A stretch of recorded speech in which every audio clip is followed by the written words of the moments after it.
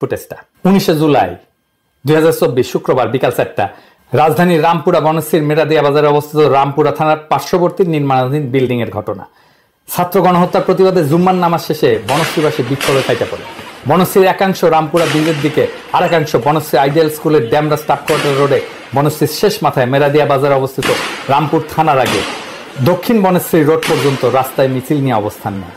এক পর্যায়ে হঠাৎই এপিসি সহ বিজিবি, পুলিশ কোনো প্রকার tear shell, rubber bullet, sound grenade ছাড়ে সরাসরি এলএমজি থেকে চাইনিজ রাইফেল থেকে গুলি করতে শুরু করে।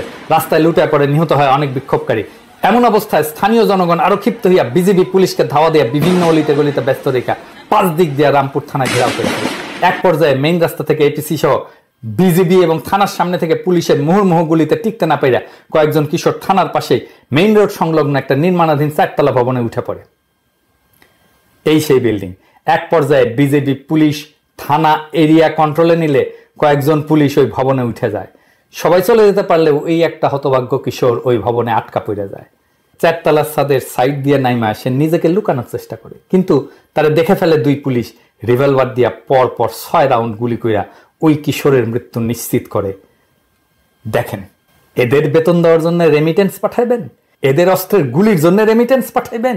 গুলি কি দিয়ে কেনা হয়? আপনার আমার রেমিটেন্সের টাকায়, বৈদেশিক মুদ্রায়। এদের এই গুলির জন্য এখন রেমিটেন্স পাঠাবেন, নাকি এদের যেন না খাইতে পাইয়া মরে সেই জন্য রেমিটেন্স বন্ধ করবেন?